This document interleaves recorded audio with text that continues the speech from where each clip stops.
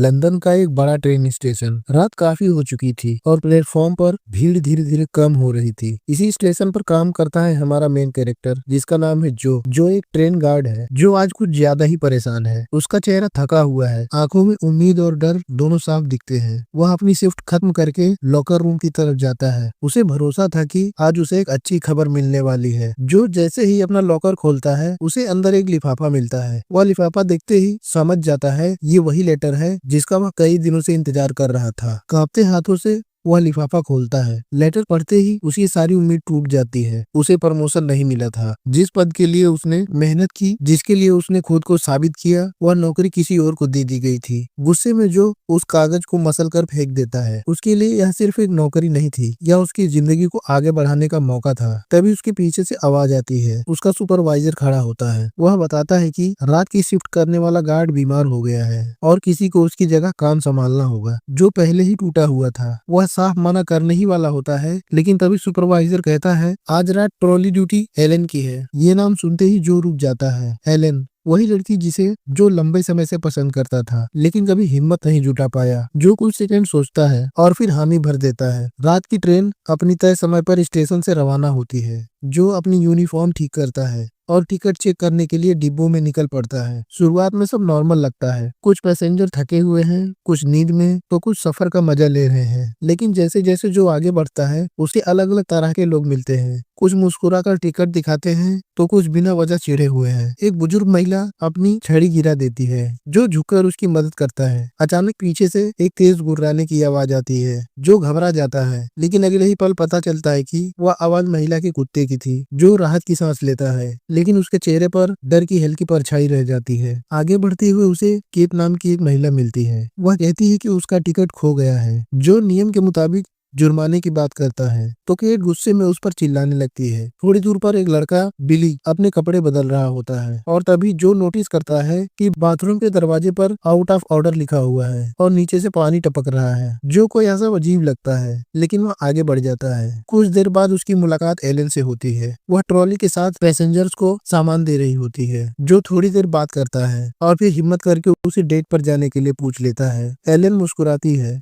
लेकिन साफ मना कर देती है। वह कहती है कि वह ऐसी अभी किसी भी चीज में दिलचस्पी नहीं रखती। जो निराश हो जाता है। इसी दौरान एक पैसेंजर पॉल कोने में खड़ा होकर उन्हें घूर रहा होता है। उसकी नजर कुछ ज्यादा ही अजीब लगती है। समय धीरे धीरे बीतता है। बारिश तेज हो जाती है। ट्रेन में लगभग कुछ ही लोग थे। अब यह सफर शांत और डरावना लगने लगता है और तभी अचानक एक तेज चीख गूंजती है। ट्रेन जोर से झटका खाकर रुक जाती है। डिब्बों के अंदर बैठे हुए यात्री हड़बड़ा जाते हैं। कोई सीट से उठकर खड़ा होता है, तो कोई डर के मारे खिड़की से बाहर झांकने लगता है। जो तुरंत संभलता है, वह तेजी से डिब्बों में आगे बढ़ता है ताकि पता लगा सके कि आखिर हुआ क्या है। चलते चलते उसे एहसास होता है कि ट्रेन अब घने जंगल के बीच खड़ी है। चारों तरफ पेड़ों की लंबी परछाइयां, बारिश की बूंदें और दूर दूर तक कोई रोशनी नहीं। जो एक दरवाजे के पास पहुंचता है, उसे लगता है जैसे दरवाजे के पीछे कोई साया हिला हो। वह धीरे धीरे हाथ बढ़ाकर हैंडल पकड़ता है, लेकिन तभी स्पीकर से तेज आवाज गूंजती है। ड्राइवर टोनी एक अनाउंसमेंट करता है। वह कहता है कि ट्रेन ने पटरी पर किसी चीज को टक्कर मारी है। सबसे शांति बनाए रखने की अपील करता है और कहता है कि वह हालात की जांच कर रहा है। जो दरवाजा खोलता है,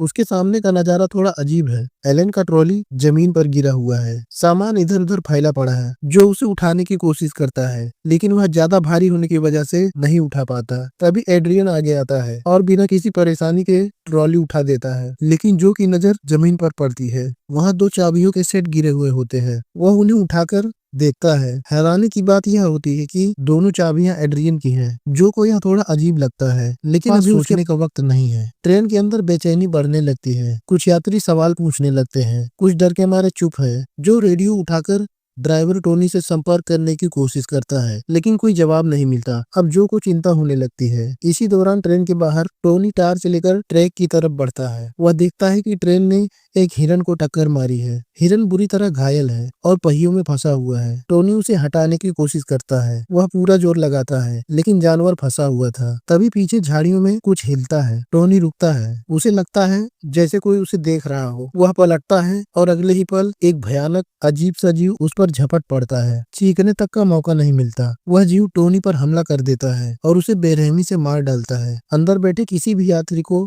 कुछ नजर नहीं आता। ट्रेन के अंदर जो का सब्र जवाब देने लगता है। वह अपनी मास्टर चाबियों से कंट्रोल कार का दरवाजा खोलता है। अंदर जाकर देखता है कंट्रोल सीट खाली है। ड्राइवर टोनी वहाँ नहीं है। जो खिड़की से बाहर झांकता है, लेकिन बाहर अंधेरे और बारिश के अलावा कुछ भी नहीं दिखता। अब हालात वाकई गंभीर हो चुके थे। जो एलन से कहता है कि वह यात्रियों को शांत रखने के लिए फ्री स्नैक्स बांटे। जो कंपनी की रेस्क्यू टीम को कॉल करता है। कॉल मुश्किल से कनेक्ट होती है। दूसरी तरफ से बताया जाता है कि तूफान के कारण कई जगह हादसे हुए हैं। रेस्क्यू आने में कम से कम 4 घंटे लगेंगे। जो यात्रियों के पास लौटता है और सबको सच्चाई बताता है। 4 घंटे इंतजार, जंगल के बीच और ड्राइवर गायब। यह सुनते ही ट्रेन में अफरा तफरी मच जाती है। लोग शिकायत करने लगते हैं। कोई चिल्लाता है, कोई जो को दोष देने लगता है। तभी एड्रियन गुस्से में चिल्लाकर सबको चुप कराता है। वह कहता है कि फोन में सिग्नल नहीं है, इसलिए पैदल अगले स्टेशन तक चलना ही एकमात्र रास्ता है। जो इसका विरोध करता है। वह कहता है कि यह इलाका सुरक्षित नहीं है और यह नियमों के खिलाफ है, लेकिन डर और घबराहट लोगों को उसकी बात सुनने नहीं देती। आखिरकार दबाव में आकर जो ट्रेन का दरवाजा खोल देता है। यात्री एक लाइन में ट्रैक के साथ साथ चलने लगते हैं। चारों तरफ घना जंगल है। पेड़ों के बीच अंधेरा, बारिश और अजीब सी खामोशी। उन्हें एहसास नहीं है कि झाड़ियों के पीछे से कोई उनकी हर हरकत देख रहा है। कुछ दूर चलने के बाद झाड़ियों में हलचल होती है। जो और एलन आगे बढ़कर जांच करने जाती है। जो टार्च घुमाता है और तभी उन्हें टोनी की लाश दिखती है। टोनी का शरीर बुरी तरह से फाड़ दिया गया था। यह किसी जानवर का हमला नहीं लगता। दोनों तुरंत पीछे भागने लगते हैं। जो यात्रियों को बिना कुछ बताए ट्रेन की तरफ लौटने को कहता है, लेकिन तभी दूर से भयानक हाउलिंग सुनाई देती है। अब डर साफ महसूस होने लगता है। ट्रेन के दरवाजे तक पहुँचते पहुँचते जो के हाथ कांपने लगते हैं। वह चाबी घुमाने में कुछ सेकंड ज्यादा ले लेता है। सभी डर के मारे अंदर भागते हैं। एक बुजुर्ग महिला जेनी अपनी पति के साथ पीछे रह जाती है। वह ज्यादा उम्र के कारण तेज नहीं भाग पाती। जैसे ही वह कूदकर अंदर आने वाली होती है, अंधेरे से वही राक्षस झपट पड़ता है। वह जेनी की टांग पर काट लेता है। जेनी चीखती है। राक्षस उसे दरवाजों के बीच घसीटने लगता है। काफी मेहनत के बाद ग्रुप उसे अंदर खींच लेता है और दरवाजे बंद कर देता है। बाहर राक्षस गुर्राता है। अंदर अफरा तफरी मची हुई है। जेनी को सीट पर लिटाया जाता है। एलन उसके घाव को पानी से साफ करती है और जितना हो सके उसे लपेट देती है। बिली और मैथ्यू फ्लैश लाइट से खिड़की के बाहर देखने की कोशिश करते हैं, लेकिन कुछ साफ नहीं दिखता। जो दरवाजा चेक करता है, तभी राक्षस बाहर से ट्रेन पर जोर से हमला करता है। पूरा डिब्बा हिल जाता है। सब सांस रोककर चुप हो जाते हैं। राक्षस के पंजों की खरोच की आवाज साफ सुनाई देती है। फिर धीरे धीरे वह आवाज दूर चली जाती है। जो फिर से कंट्रोल कार में जाता है और ट्रेन फोन ट्राई करता है। कोई सिग्नल नहीं होता। तभी बिली वहां आता है और बताता है कि वह इंजीनियरिंग का स्टूडेंट है। दोनों कंट्रोल्स चेक करते हैं। पता चलता है कि टक्कर की वजह से फ्यूल लीक हो रहा है। अगर इसे ठीक नहीं किया गया तो ट्रेन कभी नहीं चल पाएगी। हमें बाहर का सीन दिखाया जाता है। ट्रेन का एंटीना टूटा हुआ है। स्पष्ट है कि राक्षस ने ही उसे तोड़ा होगा। एड्रियन कहता है भालू होगा। नीना मना करती है। वह कहती है कि भालू इस तरह हाउलिंग नहीं करते। जेनी कमजोर आवाज में कहती है कि वह किसी इंसान जैसा लग रहा था, लेकिन बाकी लोग इसे सदमे का असर मानकर नजरअंदाज कर देते हैं। और तभी दूसरे डिब्बे से अचानक आवाज आती है। कुछ पल के लिए ट्रेन के अंदर बिल्कुल सन्नाटा छा जाता है। जो तुरंत दीवार से लगा हुआ आग बुझाने वाला सिलेंडर उठाता है। उसके साथ बिली और एड्रियन भी चलने के लिए तैयार हो जाते हैं। उसके साथ बिली और एड्रियन भी जाते हैं। बाकी यात्रियों को पीछे रहने को कहा जाता है। एलन जेनी के पास बैठी रहती है, जिसका घाव अब पहले से ज्यादा खराब दिखने लगा है। तीनों धीरे धीरे अगले डिब्बे की तरफ बढ़ते हैं। आवाज साफ तौर पर बाथरूम की तरफ से आ रही होती है। वही बाथरूम जिस पर पहले से आउट ऑफ ऑर्डर लिखा था। एड्रियन आगे बढ़ता है। जो धीरे से दरवाजे का हैंडल पकड़ता है। दरवाजा खुलते ही एक इंसान बाहर सब चौंक जाते हैं। यह पॉल होता है। पता चलता है कि वह क्रैश से पहले ही बाथरूम में फंस गया था। दरवाजा जाम हो गया था और वह बाहर निकल नहीं पाया। तीनों राहत की सांस लेते हैं। कम से कम अभी कोई राक्षस नहीं था। वे पॉल को लेकर वापस डिब्बे में आते हैं और बाकी यात्रियों को पूरी बात बताते हैं। लेकिन हैरानी की बात यह होती है कि पॉल को इस हमले से ज्यादा चिंता इस बात की होती है कि उसका स्टेशन निकल गया। ट्रेन के अंदर का माहौल अब पहले जैसा नहीं रहा। हर छोटी आवाज पर सब चौंक जाते हैं। इसी बीच एलन जेनी का घाव चेक करती है। अब उसकी हालत और बिगड़ चुकी होती है। उसका शरीर बदल रहा था। बाहर से जोरदार धमाका होता है। पूरा डिब्बा हिल जाता है। छत पर कुछ भारी चीज दौड़ती हुई महसूस होती है। लाइटें झपकने लगती हैं। सब डर के मारे अपनी जगह से हिल नहीं पाते। और तभी नीना के फोन में अचानक सिग्नल आ जाता है। उसकी माँ का कॉल होता है। रोते हुए नीना मदद मांगने लगती है, लेकिन इससे पहले कि कोई कुछ समझ पाता, वह जीव कांच की खिड़की तोड़कर नीना को बाहर खींच लेता है। केट उसका हाथ पकड़ने की कोशिश करती है, लेकिन मैथ्यू केट को पीछे खींच लेता है, वरना वह भी पकड़ी जाती। राक्षस नीना को चीर फाड़ कर मार देता है। ट्रेन के अंदर कोई भी बोल नहीं पाता, डर के मारे सब अगले डिब्बे में भागते हैं। केट चिल्लाकर कहती है कि कोई नीना को बचाने की कोशिश तक नहीं कर रहा था। बहस शुरू हो जाती है। जेनी का पति गेड सबको चुप कराता है। वह याद दिलाता है कि अगर जिंदा रहना है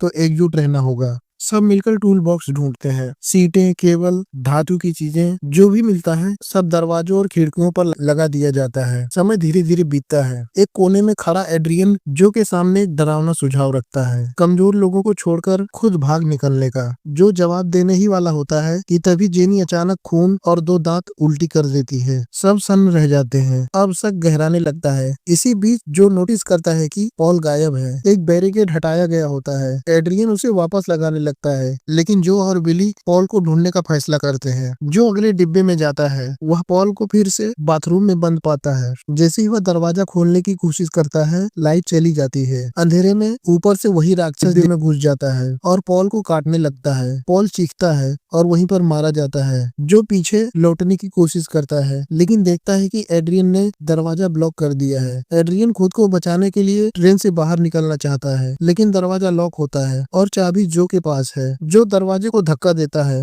दूसरी तरफ राक्षस की गुर्राहट सुनाई देती है। आखिरी पल में बाकी लोग दरवाजा खोलते हैं और जो को अंदर खींच लेते हैं। दरवाजा फिर से ब्लॉक कर दिया जाता है। अब हालात पूरी तरह काबू से बाहर हो चुके हैं। राक्षस बैरिकेड तोड़कर अंदर घुस आता है। एलन डर के मारे एक जगह पर खड़ी हो जाती है। जो उसे बचाता है। राक्षस जो के सामने आकर उसके चेहरे के पास गुर्राता है। एलन पीछे से चाकू घोंप देती है। राक्षस एलन को उछालकर दूर फेंक देता है। सब मिलकर उसे घेर लेते हैं। आखिरकार मैथ्यू एक कुल्हाड़ी से राक्षस पर बार बार वार करता है, जब तक वह गिर नहीं जाता। राक्षस मर जाता है। सब थके हुए के पास खड़े होते हैं। करीब से देखने पर उसकी उंगली में एक अंगूठी दिखती है। उसका चेहरा इंसान जैसा लगता है। जेनी की बात अब सच लगने लगती है। मैथ्यू कहता है कि यह एक वेयरवुल्फ है। एड्रियन याद दिलाता है कि जिन्हें काटा गया है वे भी बदल सकते हैं। सबकी नजर अब जेनी पर जाती है। सब सांस रोककर खड़े हैं। कुछ सेकंड तक कोई कुछ नहीं बोलता। हर किसी के दिमाग में एक ही बात घूम रही थी, क्या खतरा सच में खत्म हो गया है? लेकिन जो जानता था कि कहानी यही खत्म नहीं होती। जैसे ही वे लाश को ढकने की कोशिश करते हैं, गेट एक डरावनी बात बताता है। वह कहता है कि सालों पहले इस इलाके में एक ट्रेन हादसे का शिकार हुई थी। कई लाशें कभी मिली ही नहीं, और जो मिली वे बुरी तरह से काटी हुई थी। तभी किसी को समझ नहीं आया था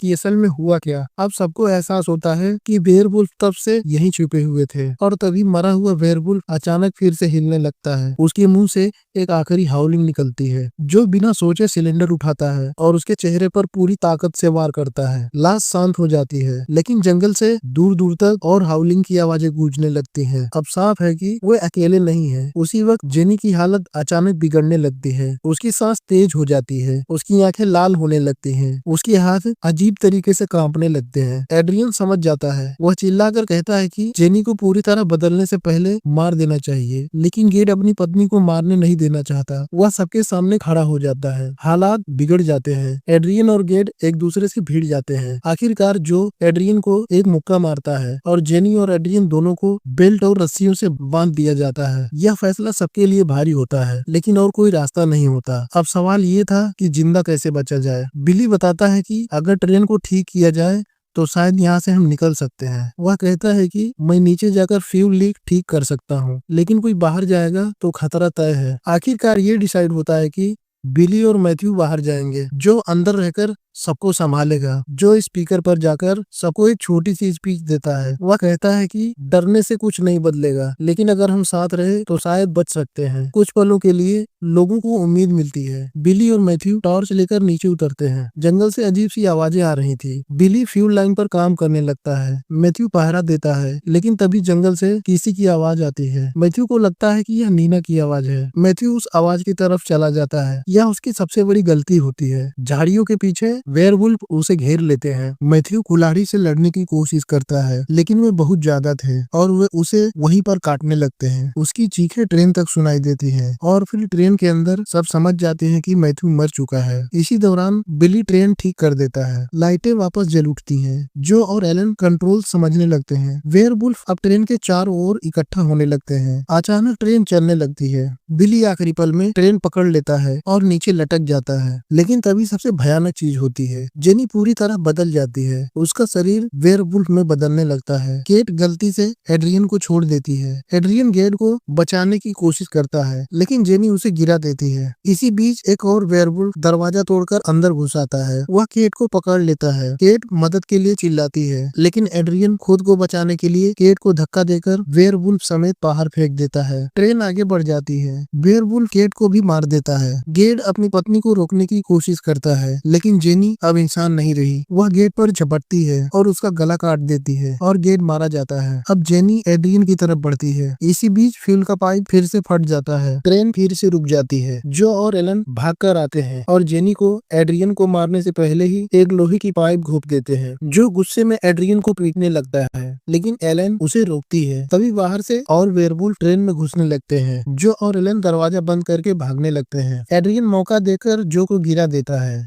दोनों के बीच लड़ाई होती है। आखिरकार एलन धातु के टुकड़े से एड्रियन को काटती है। एड्रियन भागने का रास्ता बना लेता है और चाबियां लेकर ट्रेन से कूद जाता है। वेयरवुल्फ जो और एलन को घेर लेते हैं। तभी विली मोलोटोल बम फेंकता है। एक वेयरवुल्फ आग में जलने लगता है। आग और रोशनी से बाकी पीछे हटते हैं। बिली उन्हें रोकते हुए जो और एलन को क्रोबार देता है। वो दरवाजा खोलकर बाहर कूद जाते हैं, लेकिन बिली पीछे रह जाता है। वेयरवुल्फ उसे पकड़ लेते हैं और सिर्फ उसकी चीख सुनाई देती है। जो और एलन जंगल में भागते हैं और वेयरवुल्फ उनका पीछा करते हैं। दोनों समझ जाते हैं कि वे ज्यादा देर एक साथ नहीं भाग सकते। जो रुक जाता है। वह एलन से कहता है कि मैं इनका ध्यान भटकाऊंगा और तुम यहाँ से भाग जाना। एलन पहले तो मना करती है, लेकिन बाद में जो का नेम टैग लेकर भाग जाती है। जो धातु के टुकड़े से वेयरवुल्फ से लड़ता है। वह एक को घायल भी कर देता है, लेकिन वे संख्या में बहुत ज्यादा थे। वे जो को दबोच लेते हैं और काट लेते हैं। अगली सुबह एलन अगले स्टेशन तक किस तरह पहुँच जाती है। उसके हाथ में जो का नेम टैग होता है। वह टूट चुकी होती है, लेकिन जिंदा होती है। इधर जंगल में एड्रियन भागता हुआ कपड़ों का एक ढेर देखता है। वह राहत की सांस लेता है, लेकिन तभी वेयरवुल्फ उसे घेर लेते हैं और तभी जो कि अब वेयरवुल्फ में बदल चुका है, उस पर झपट पड़ता है और उसे मार देता है और मूवी यहीं पर खत्म हो जाती है। दोस्तों, अगर यह वीडियो आपको पसंद आई हो तो वीडियो को लाइक और चैनल को सब्सक्राइब जरूर करना और कमेंट सेक्शन में जरूर बताना कि आपको कौन सी फिल्म पर वीडियो चाहिए। वीडियो देखने के लिए धन्यवाद।